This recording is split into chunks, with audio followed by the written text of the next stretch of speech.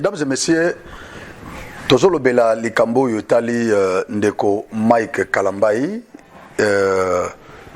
likambo eleki na présidence.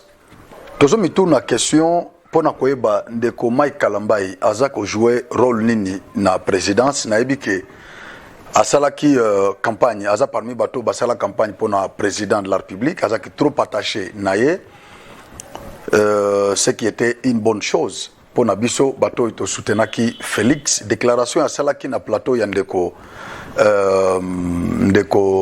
Papi Mboma, déclaration asalaki ya ko soutenir Fachi sans embâche et zalaki plaisir parce que na moment on a Fachi azaki besoin na batu o bakoko soutenir ye, mais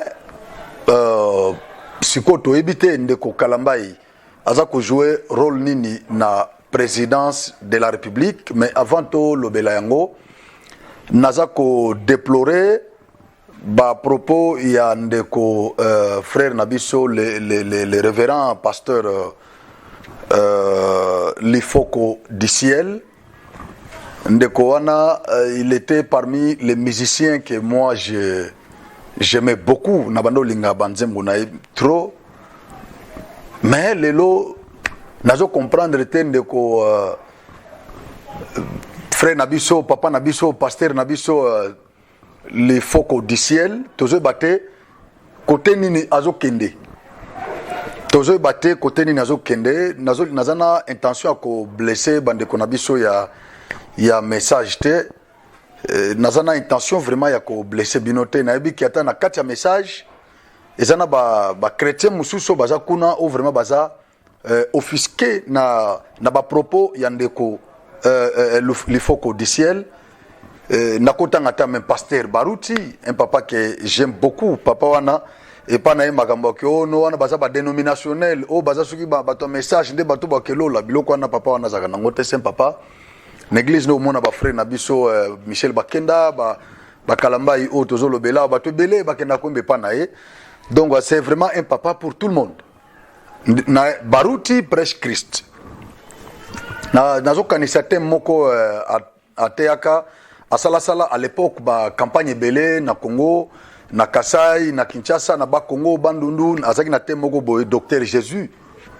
Je me souviens de ce thème de notre papa Baruti Kasongo, docteur Jésus.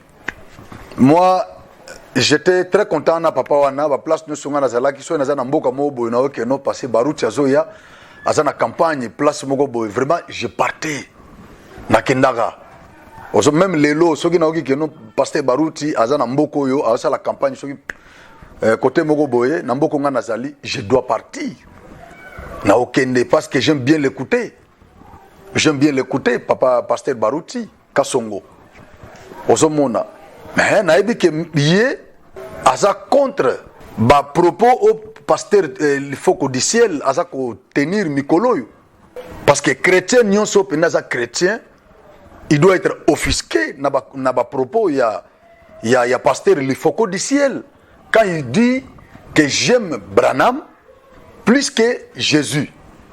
Est-ce que pasteur il faut qu'au ciel aza ko azomona dangerosité oezana ba propos oeza ko tenir muto ayembaka banzembo lokola je l'ai cherché dans la tombe, il n'est plus là, banzembo nengwana papa ya frère l'ifoko du ciel, je l'ai cherché dans la tombe, Jésus n'était pas dans la tombe, hein, et azotanga lobi Mahomet azana Mahomet dans la tombe.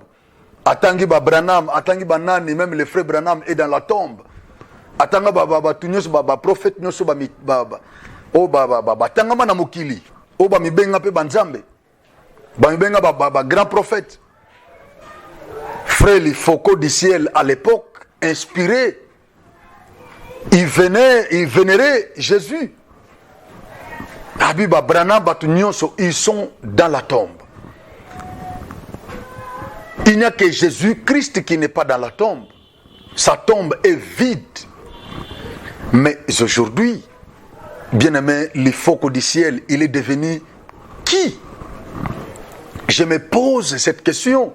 Je ne comprends pas, je suis vraiment perdu.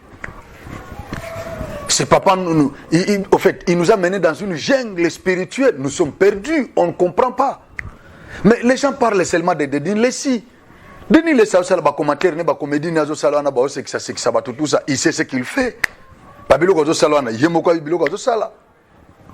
Mais bazo commenter pour na Denis Lessi, bamusu balobi Denis Lessi abungi, banini bazo regretter pour na pasteur Denis Lessi. Balobi abungi, balobi atiki nzambe biloko ndengwana. Mais pour na frère Lifoko du ciel. Est-ce que ngai vraiment na koyoka susu nzembo ya frère Lifoko? Parce que je comprends qu'il était un loup, mais sous la peau de l'agneau depuis tout ce temps. Et je regrette le fait de l'avoir donné ma confiance. Je le regrette maintenant. Je suis vraiment offusqué. Je suis désolé, déçu. Je comprends que n'a pas sa confiance na ngai na mutu oyo o azalaki loup, un loup, mais sous la peau de l'agneau. C'est ça. Lelo abandaki babiloko na yeba série babiloko bandakala. Bandakala déjà, il a renié sa foi. Pasteur Lifoko renie sa foi en Jésus. Papa, oko salata makamonyo, sumona tabiloko dani le sazo salaoy. Tala, Bible lobby, tu peux blasphémer même contre tout le monde, mais pas contre le Saint-Esprit de Dieu. Tu ne peux pas blasphémer contre Dieu. Parce que Jésus est Dieu. Vous-même, vous avez prêché ça, que Jésus est Dieu. Vous avez prêché Jésus comme Dieu. Et Branham comme son prophète. Mais aujourd'hui, le pasteur Lifoko du ciel, il vient maintenant sous une autre casquette pour nous dire qu'il aime Branham plus que Jésus. Écoutez, si vous n'avez pas cette vidéo, envoyez-moi seulement les messages en inbox. Comme ça, je pourrai vous envoyer cette vidéo. Vous allez regarder ça et vous allez regretter. Je ne veux pas l'afficher ici. Je ne veux pas. Je ne veux pas l'afficher ici pour que ces frères ramènent encore les faibles dans la foi. Non. Mais ça, c'était comme le biscuit de cette émission. J'ai beaucoup regretté. Nandeko Lifoko du ciel. Ndenge nazawa nandaku nangai. Nzembo ya Lifoko du ciel et koko yemba mate. Là, j'ai rejoint les dadis Jean Bosco Kindomba, Jubeka. Je les rejoins. A Pekisa église na ekibayo kasunzembo Lifoko te parce que banda biloko ne banda kala. Akomi ko vénérer Branham na place ya Jésus. Ata bande ko musuba Branhamiste mususu loko la pasteur nanga baruti o na tuko bisabino. Cet homme de Dieu ne peut pas accepter ba bêtise, ba soutise ya boye. Il ne peut pas accepter ces histoires. Baruti Kasongo ne peut pas accepter Babiloko nani ndeko Lifoko azosala. Bon, naibita ta pasteur Diyoka. Je ne sais pas ce qui pasteur Diyoka qu'on ne m'appelle Babiloko, je ne sais pas. Je ne sais pas. Je ne sais pas. Bible lobby kombo moko te pesameli biso. Kombo moko te nalola, na mabele, na se ya mabele, ata na ibale, partout kombo moko ezate kaka kombo ya Yesu. Kombo muso ezate na Corinthiens bazo bengaye deuxième et dernier Adam. Daniel a lobby qu'il n'a pas de successeur. Un ouin sera retranché et il n'aura pas de successeur. Ça c'est Daniel. À la fin, il y a 69e semaine à Daniel, selon les calendriers prophétiques. Un ouin sera retranché et il n'aura pas de successeur. C'est-à-dire le ouin qui était retranché pour nous sauver, nous là, c'est la personne de Christ à la croix de Golgotha. Et Daniel dit, prophète Daniel dit que ce ouin n'aura pas de successeur. Mais il faut qu'on va nous dire qu'il aime Branham, que nous nous plaçons dans l'Éphésiens chapitre 4, 5, 4, chapitre 4, verset 11. Il a fait des uns comme prophètes, comme pasteurs, comme docteurs, comme évangélistes et comme prophètes. Donc comme pasteur, évangéliste, docteur, donc pasteur, docteur, évangéliste, apôtre et prophète. Ces prophètes-là, de l'Éphésiens 4, 11, c'est là où nous plaçons Branham. Bien qu'il avait une grâce que nous ne pouvons pas renier. C'est normal. C'est comme Paul, il est aussi dans ces 5 ministères de la parole. Mais écoutez, qu'est-ce que vous voulez nous dire, Papa Lifoko? En tout cas, je suis vraiment désolé. Je suis désolé. Il y a une très grande différence entre Branham et Christ. Une très grande différence entre Branham et Christ. Moïse était dans l'ancienne alliance, Jésus est dans la nouvelle alliance. Branham est dans la nouvelle alliance. Sous Christ. Il est le prophète comme les autres prophètes, malgré la grâce qu'il avait. C'était une particularité que Dieu lui avait faite. Alors ne nous dites pas que Branham a pris la place de Jésus pour être aimé plus que Jésus, pour être adoré, vénéré plus que Jésus. Non, Branham ne nous a pas sauvés. Branham n'a pas trouvé, Branham ne s'était pas sacrifié à la croix. Branham n'était pas devenu pauvre pour nous enrichir. Non. Non. La Bible dit, Jean dans l'île de Patmos, il a cherché quelqu'un qui était capable, digne, de prendre ses livres et d'en ouvrir les 7 sceaux. Il n'y avait personne. Alors, personne. Je ne sais pas là où Branham était. Dans l'île de Patmos, lorsque Jean avait vu cette vision. Je ne sais pas là où Branham était. Mais aujourd'hui, vous voulez nous présenter Branham, même si j'ai ressuscité Jean, et que je lui posais cette question. Jean me dira qu'il n'avait pas connu Branham quand il était dans cette île de Patmos en train de pleurer. Et il a entendu parler d'un lion de la tribu de Juda. Mais lorsqu'il a regardé, Jean a vu un agneau comme immolé. C'est ça la prophétie de Samson. Il voit, il tue les lions et du lion sort le miel. Il donne cette énigme à sa belle famille, les Philistins. Du fort est sorti le doux. De ceux qui mangent est sorti ce qui se mange. C'est le lion qui mange, qui tue, qui est fort. Du lion est sorti le doux. C'est comme ça qu'il a vu dans l'île de Patmos. Il a entendu parler du lion, mais lorsqu'il les regarde, il voit le miel, il voit l'agneau immolé. C'est lui qui était venu pour nous sauver. C'est la personne de Christ, ce n'est pas Branham.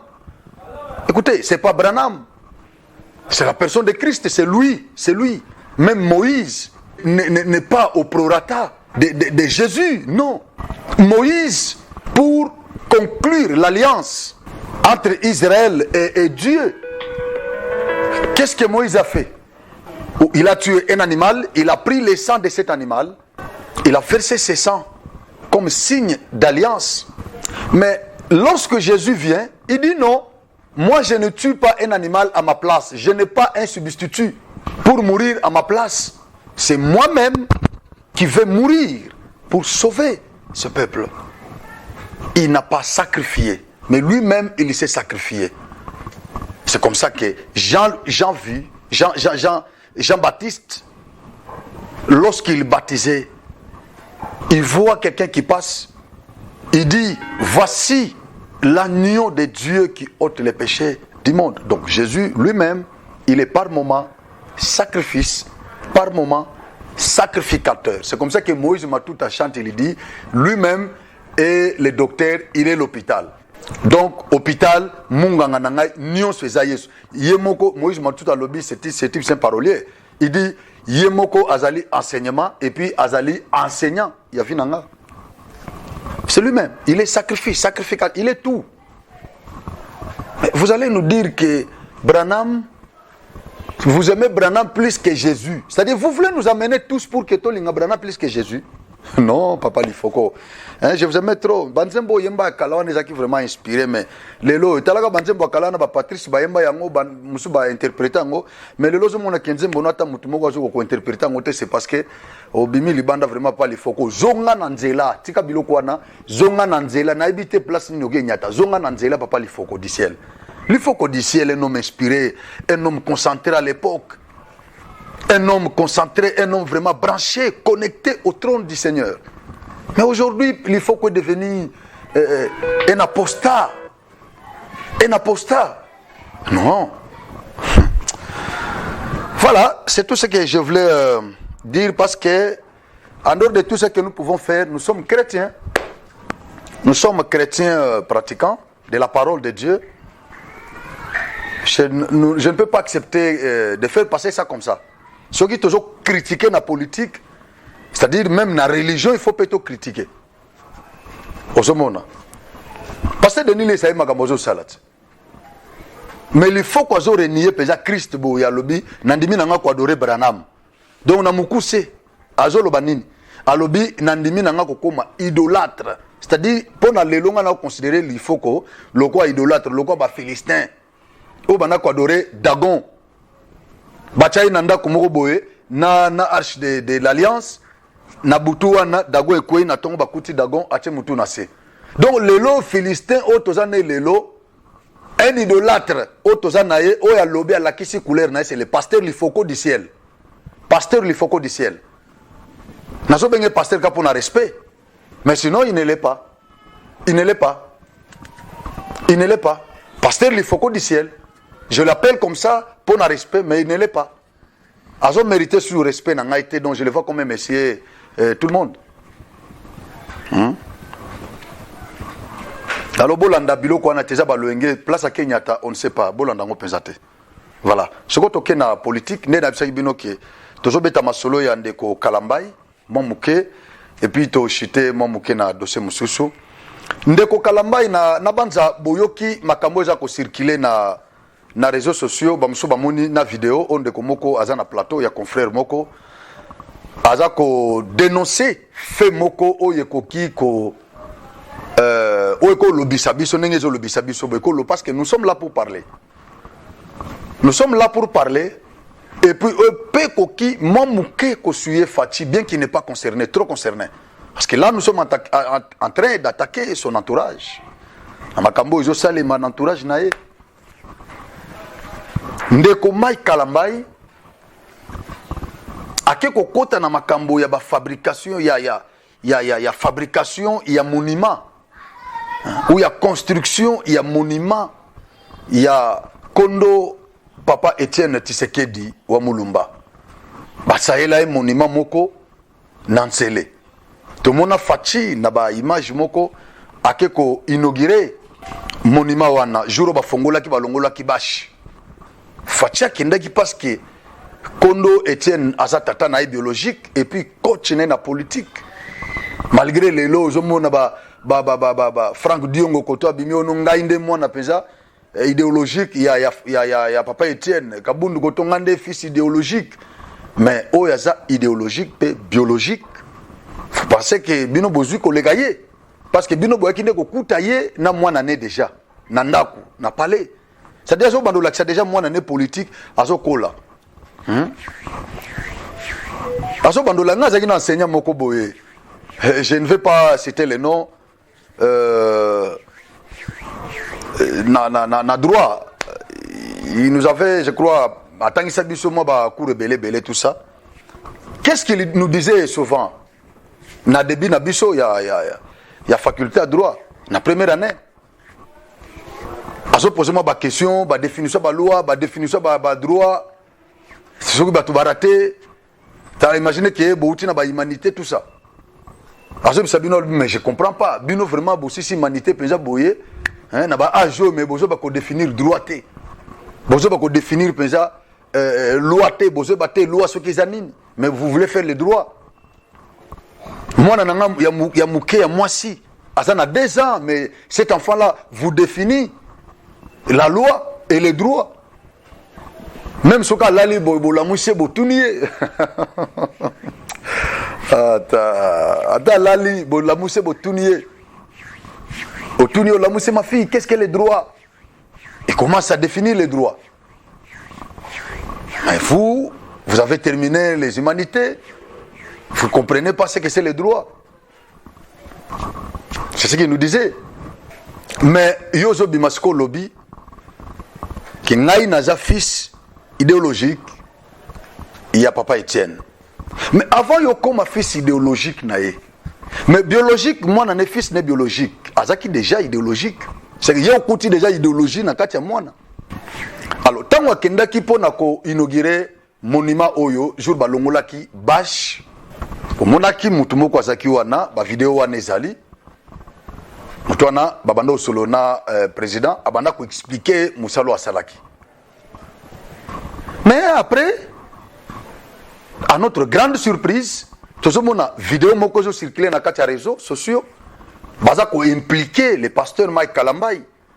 Balobi que Mike Kalambay yene mutu accordonaki ba travaux wana ya construction ya statut ya Kondo Etienne Tshisekedi.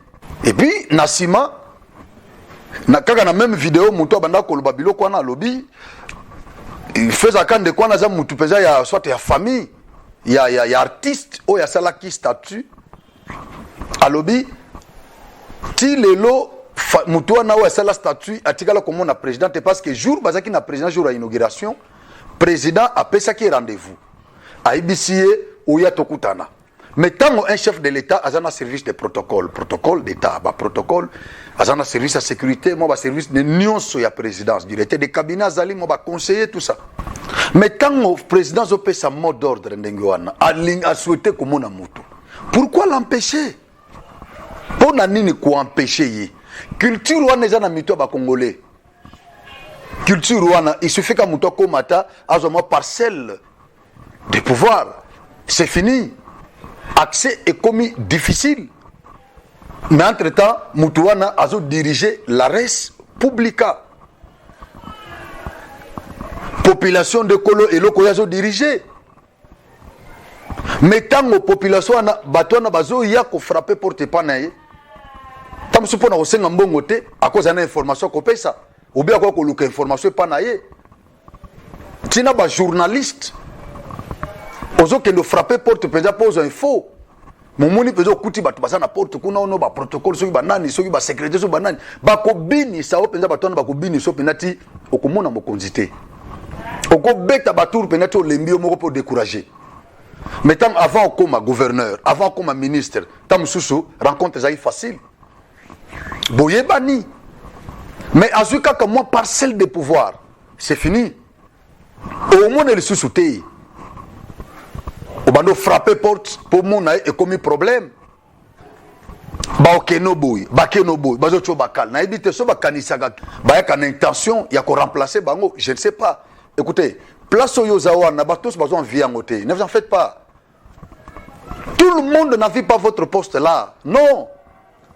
Ezana bat musu ba ko sala ye offre ya ndenge wana aboyango.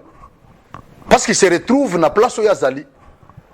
Mettons sozo ya et pas mokonzi na yo pour avoir information. Let na kaiba journaliste. Au kangele porte. Alors na leki siko na plateau na vandi boy. Logo la yo boy ko pesa nga ko kotsa nga pona zo info. Na vandi siko na zui onga na yoki ya libanda contre ye mokonzi na yo. Na beti na bambi yango.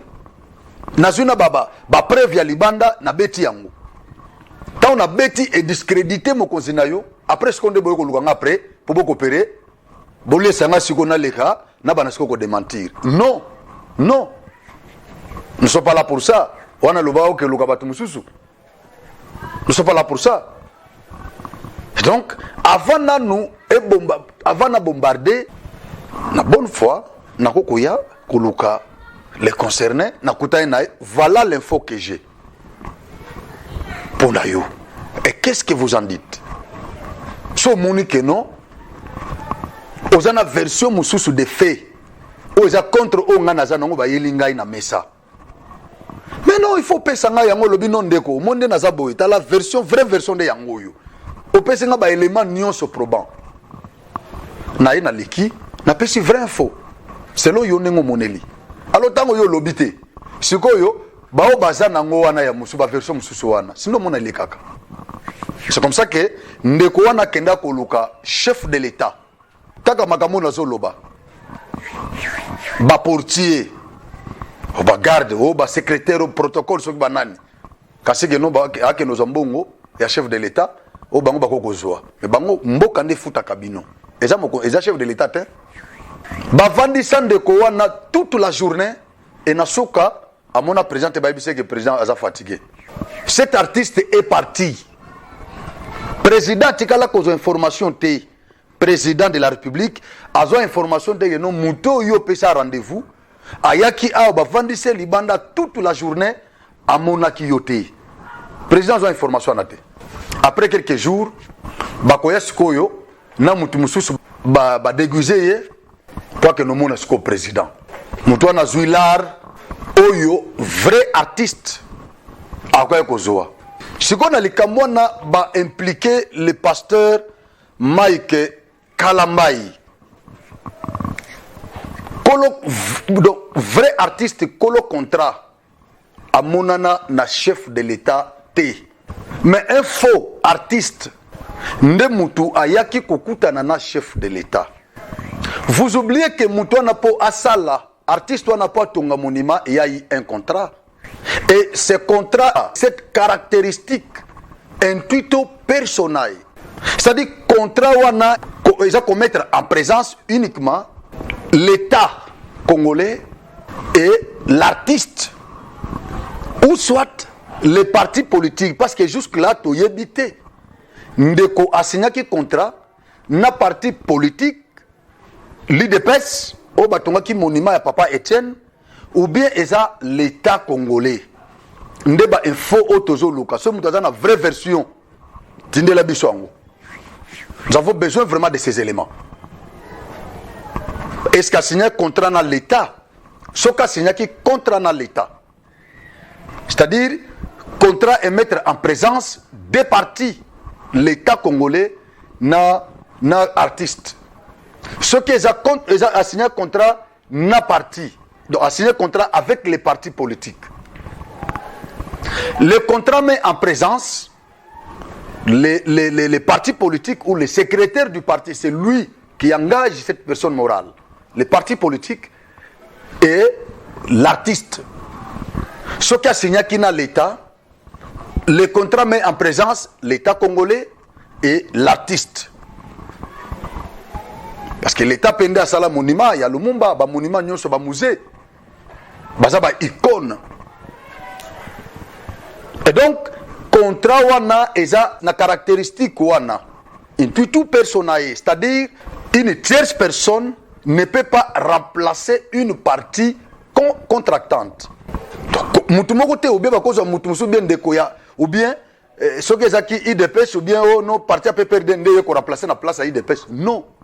Ne sont obligés de prester dans le cadre de ces contrats que des parties contractantes.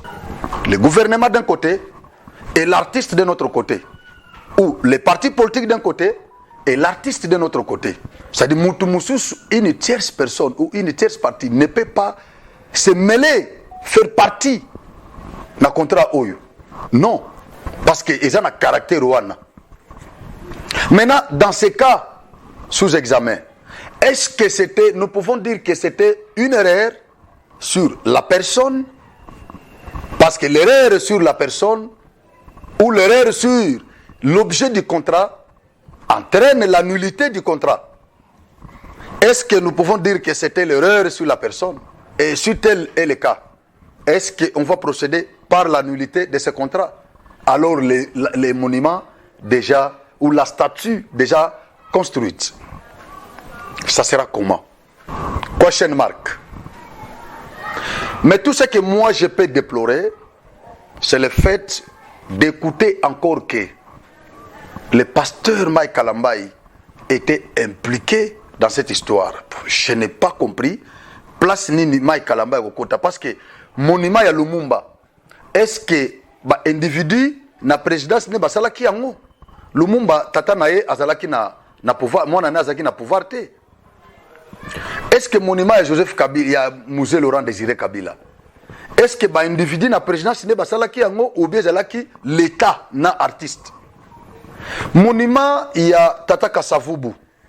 Est-ce que eza ba individu na présidence sous Joseph Kabila? Bangonde basala contrat na artiste ou asalaki yango ou bien eza l'état congolais nde asalaki contrat na artiste pour atonga statut wana? Je ne sais pas. Mais dans ces cas ici sous examen, comment est-ce que un certain Mike Kalambai, je ne sais pas s'il fait partie de la famille, tu sais qu'il dit, je ne sais pas, naibike Azamuluba Yambujumai, tu sais qu'il dit Azamuluba Mbujumai, même si tel était le cas, dans quel cadre Obako Salandengwana? Parce que Augustin Kabouya, c'est lui qui engage les partis. Na famille à Tshisekedi, à part Tshisekedi, Félix, est-ce que Bandeko ya Félix Bazate, dit Bazali, Bandeko Moussou Bazali Abassi. Maman Martha Zana nous vivante, maman, moi c'est veuve, il y a papa Étienne, Azana nous vivante. Est-ce qu'il faudrait que Pasteur Kalambai a que nous kota na kacha contrat? Bon, azo kota na contrat wana na lidusu nini? Je comprends pas lidusu nini au Pasteur Mike Kalambai azo kote là. Est-ce que ça bilobela ka ya batu? Bakaniseli Pasteur Mabe? Ou bien pasteur a impliqué dans makambo, il y a construction, il y a statut, il y a Kondo et Tshisekedi. Le débat est ouvert. Il faut que nous soyons sur la preuve pour nous koyeba. Est-ce que Mike Kalambai yende mutu a signé un contrat? Parce que balobi ke ba deguzaki mutu mususu nde ba ko présenter na président Félix pour mutu na Zwambongo. Est-ce que n'importe ba service ba mpeshaki mutu aliboso ayaki? Ba service wana bazalaki te. Bosoki bazalaki. Qu'est-ce qui fait que Oya Liboso Ayaki a kota kité mais Oya za déguisé nde muto ko kota? Question mark. Comment ba service nyonso wana bakoko détecter muto wana te? Jour où parce que les services d'intelligence, la présidence ndengezali eza entouré na ba service ebelé ya intelligence. Ba bureau de ba aner ezali ba ka aner. Ba service ebelé. Moussou Zasuki et TD, Soki, bureau quoi, bureau D, DGM, ils ont belé le service d'intelligence. Mais il y a un service d'intelligence pour Nanine. Et ça pour détecter fait na batu comportement ya batu na batu. Ou baza impliqué na ba comportement moko eza sanctionné. Bango bako sa l'enquête ba découvrir ba criminel, ba camoufler, ba dénoncer bango. Mais comment Mouto a kotanaki na président ba vidéo ane zali? Mouto a salaki statut. Mouto wana ba eko déguisé Mouto Mousso eko ya pour kota na présidence au véritable Mouto bo empêcher ye. Mais bo yambisi ko Mouto Moussousou. Ezanini l'erreur sur la personne, si le concerné. Bo yambisi ko Mouto Mousso aye bo privilégié ye.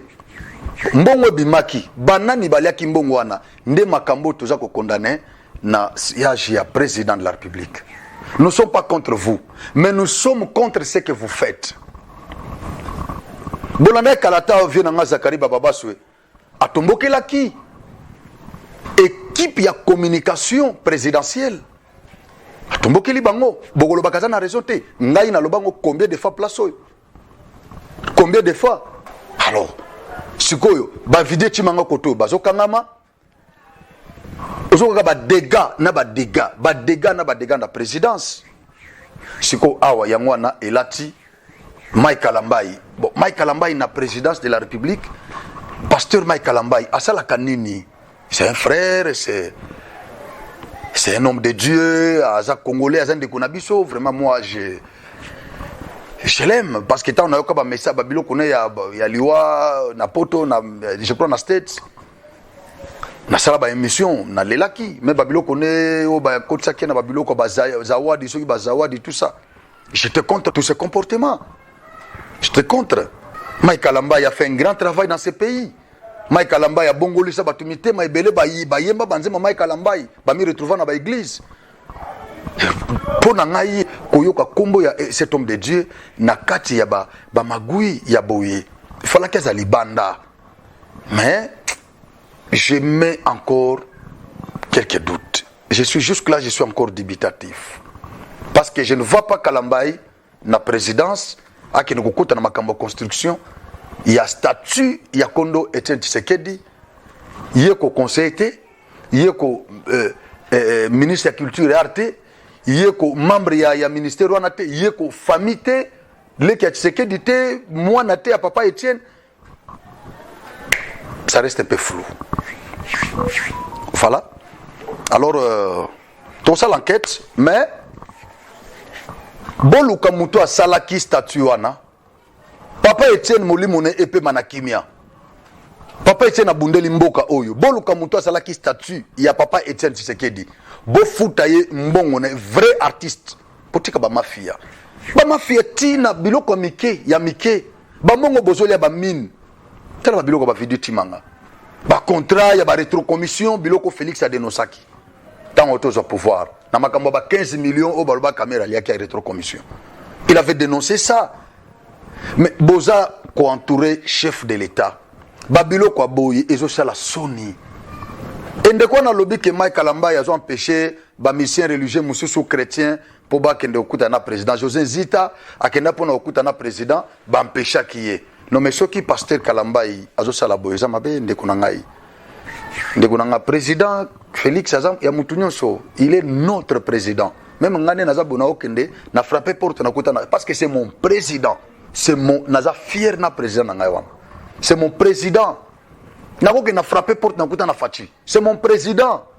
Aboti ko mystifier rencontre na fachi. Boti ko mystifier ngo e ko malokola aza mutu moko soki ndenini. Ye moko na alingi biloko na te. Bozo mona te mutu ngo boza na ye. Il est humain. Il est plein d'humanisme, cet homme. Par-ci par-là, tout ça. Donc, catastrophe, salami azawana. Il ne veut pas commis mystifier. Qui n'est pas Dieu. Mais pourquoi vous voulez faire de lui un Dieu invisible, spirituel, mystique? Non. Boutique est l'abisso chef de l'État. Akuta na biso. Tobeta masolo to makambo tozanango. Boutique abilo kwana. Merci. Je crois Bolandaki na vidéo moko Zakari Baba Solobaki a dénoncé présence il y a quelques hauts dignitaires rwandais na MINUSCA na Centre-Afrique. J'avais déjà cette information depuis longtemps. Yangonde naye ponako meka ko renchérir na makamboyo Zakari Baba Soe a Lobaki. C'est vrai ce qu'il a dit. Ndenge tozoloba awa na Centrafrique, Mokonzi ya MINUSCA, représentante spéciale et chef de cette mission en Centrafrique, c'est une Rwandaise. C'est une Rwandaise. Nasengi na Naomi affiché à ça la illustration, il y a photo naye comme ça, bomo naye. Valentine Rwagabiza. C'est ça son nom. Parce que Zakari Baba ce makambo lobaki c'est du mensonge. Nasalaki ba enquête depuis longtemps parce que il était nommé par le secrétaire général de l'ONU Antonio Guterres. Je crois que c'était au mois de février de cette année 2022. De moi wana oyo mama oyo Valentine Rwagabiza Azaki nommé comme représentante spéciale et chef de la MINUSCA en Centrafrique. Commandant et chef des troupes de la MINUSCA en Centrafrique, c'est un Rwandais général proche il y a Kagame. C'est vrai. Et cette dame ici, cette représentante, Valentine Rwagabiza, elle était représentante du Rwanda auprès des Nations Unies. Maman Oyazaki na New York. Azaki plusieurs fois ambassadeur non permanente, ambassadrice non permanente, n'a pas payé belé. Donc c'est une diplomate de haute facture, cette dame. Proche de Kagame. Elle a même travaillé dans l'équipe diplomatique du Rwanda. sous Kagame. Mais lelo mama wanande mutwaza représentante, il y a Nations Unies na Centrafrique. Yango boyoki présence ya basoda rwandais na Centrafrique.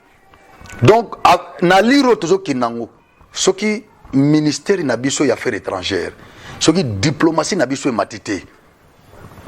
Togo sutuka bonjour mususu batindeli biso rwandais mususu be rwandaise mususu awa na MONUSCO lokola ba Bintu Keita lokola ba madame wa auto kendeo akendai kalatea wanani Laila soki Zirigui madame wana osutuka boye madame oyo rwandaise Valentine Rwagabiza pusutuki akomi na Congo awa na MONUSCO na sengi na ba autorité na biso bon matisa diplomatie parce qu'avec l'ONU tout est possible.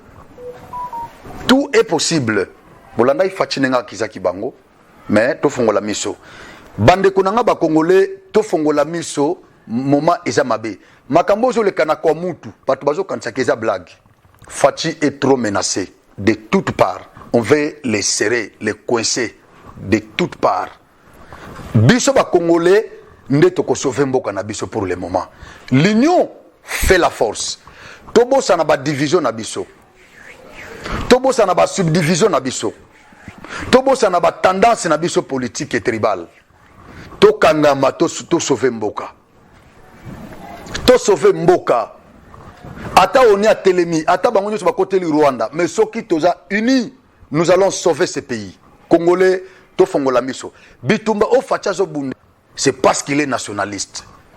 C'est parce qu'il est humain, il aime la nation, il aime les Congolais. Ndebitumba ozo bundelangwana. Soki na Congo a tozu président moko. O yazali vrai marionnette ya Occident. O yaza prêt à côté ka ba intérêt nyo so Congo. Togonyo kwa mate. Merci. Nzamba pambola bino. Et à la prochaine.